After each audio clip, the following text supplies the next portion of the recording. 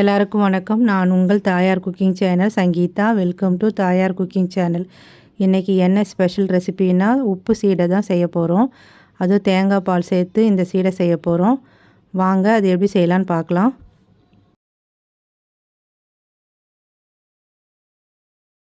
இப்போ நம்ம உளுந்து வறுத்துக்கலாம். அடுப்பை பற்ற வச்சு கடாயை சூடு பண்ணிக்கோங்க. அதில் 3 டேபிள் ஸ்பூன் உளுத்தம்பருப்பு சேர்த்துக்குங்க.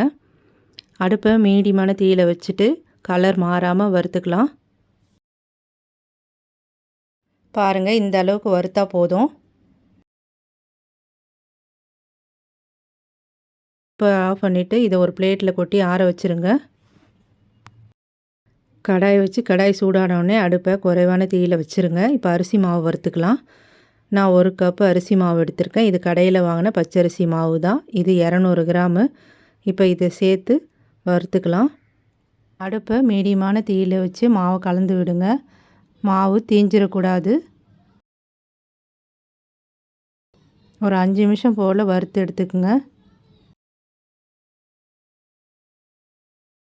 இப்போ பாருங்கள், மாவு எந்த அளவுக்கு வரணும்னா இப்போ நான் கோடு போட்டு காமிக்கிறேன். இந்தமாரி மாவு எடுத்து பார்த்தீங்கன்னா நீட்டாக வரணும்.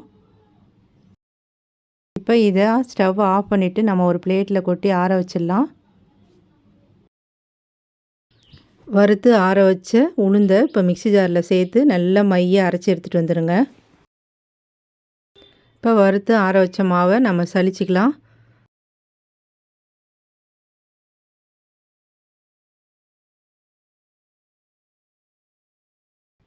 நல்லா நைஸாக இருக்கிற ஜல்லாடை எடுத்துக்குங்க.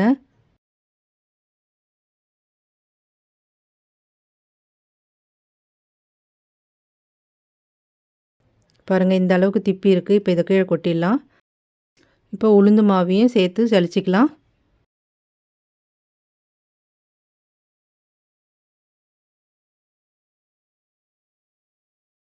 இதுலேயும் திப்பி இருக்குது. இதை கீழே கொட்டிடலாம்.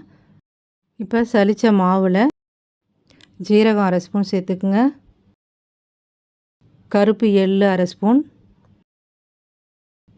தேவையான அளவு உப்பு சேர்த்துக்குங்க. இப்போ இது எல்லாத்தையும் கலந்து விட்டுக்கலாம். இதில் தேங்காய் பால் சேர்த்து நம்ம செய்ய போகிறோம். அதுக்கு நான் 1/2 மூடி தேங்காய் துருவி மிக்சியில் அடித்து 1 கப்பு தேங்காய் பால் எடுத்து வச்சுருக்கேன். இப்போ அதை சூடு பண்ணிக்கலாம். இது ஓரமாக எடுத்து வச்சுருங்க. அடுப்பு பற்ற வச்சு ஒரு பாத்திரம் வச்சுக்குங்க.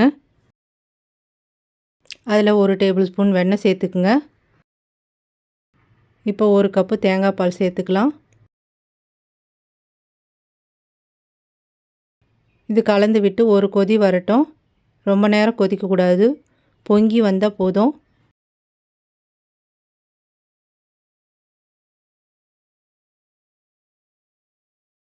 பாருங்கள், ஒரு கொதி வந்துடுச்சு. இப்போ ஆஃப் பண்ணிவிட்டு நம்ம மாவில் கலந்துக்கலாம். இப்போ மாவில் சேர்த்துக்குங்க. சேர்த்து கரண்டி வச்சு கலந்து விடுங்க. 1 கப்பு மாவுக்கு 1 கப்பு தேங்காய் பாலே போதுமானது. பால் எடுத்துக்குங்க. தேங்காய் பால் பத்தலைன்னா நம்ம தண்ணி தெளித்து பிசைஞ்சிக்கலாம். தேங்காய் பால் நிறைய சேர்க்க வேண்டாம். இப்போ தண்ணி தெளித்து பிசைஞ்சிக்கலாம். தண்ணி கொஞ்சம் கொஞ்சமாக தெளித்து பிசைங்க. ஏற்கனவே நம்ம தேங்காய் பால் வேறு சேர்த்துருக்கோம். இந்த பக்குவத்துக்கு மாவு பிசைஞ்சிக்குங்க. பாருங்கள், சப்பாத்தி பதத்துக்கு இருக்கணும். கொஞ்சமாக மாவு எடுத்துக்குங்க. இன்னொரு கை உள்ளங்கையில் வச்சு லேசாக உருட்டுங்க. ரொம்ப டைட்டாக உருட்டக்கூடாது. அழுத்தம் கொடுத்து உருட்டினீங்கன்னா மாவு வெடிக்க ஆரம்பிக்கும். இந்த மாதிரி லேசாக உருட்டி எடுத்துக்குங்க எல்லாத்தையும். நான் கடாயில் எண்ணெய் ஊற்றி வச்சுருக்கேன். எண்ணெய் சூடாகிடுச்சு. இப்போ அடுப்பை மீடியமான தீயில் வச்சுருக்கேன். இப்போ நம்ம உருட்டி வச்ச சீடை உருண்டையெல்லாம் சேர்த்துக்கலாம். சேர்த்த உடனே கரண்டி போட்டு கிளறாமல் கொஞ்சம் நேரம் வேக விடுங்க. அப்படியே 1 நிமிஷம் வேக விடுங்க.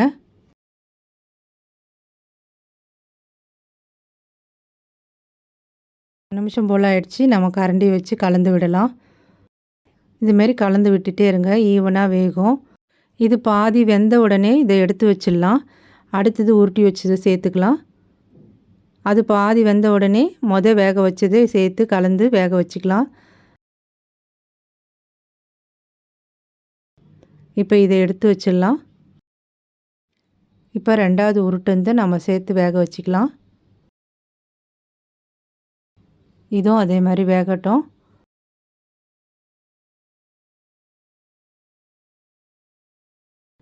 இப்போ இதை கலந்து விட்டுக்கலாம். இதுவும் பாதி அளவு வேகட்டும்.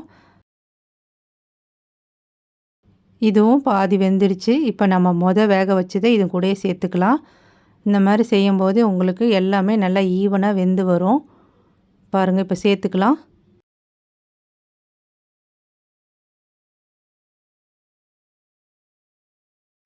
இந்த மாதிரி கலந்து விட்டுட்டே இருங்க. எல்லா பக்கமும் உள்ளே நல்லா வெந்து வரும்.